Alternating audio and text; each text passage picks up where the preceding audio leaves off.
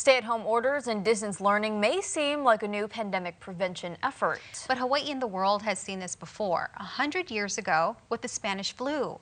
Kamakapili has tonight's Aloha Authentic.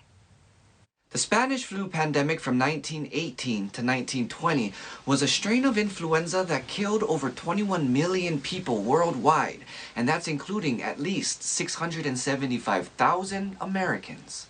Here in the Hawaiian Islands, more than 2,300 people fell victim to the disease. The first Hawaii cases flared up in June of 1918 on military and naval bases. From then, mortality rates increased. It peaked in 1920 with most deaths being of Native Hawaiian descent and Queen's Hospital being a center for influenza treatment.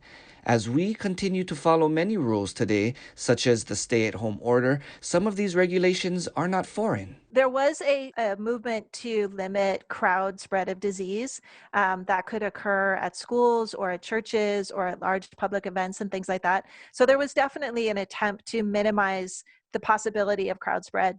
As an educator, I think it's really important to understand that distance education is not new. It's something that has happened in the past that we've had to basically ask people, at least for a time, to stay home and to do things from home. And one of the responses that the community makes is to continue their education even when they have to do it from home.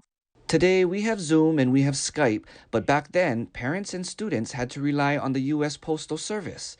As we look for light at the end of the tunnel, what are some positives to take note from the Spanish flu experience? I would say that one of the positive outcomes seems to be the case that we had more attention paid to having a medical health infrastructure here and having trained nurses and other trained, kind of healthcare workers that could help people.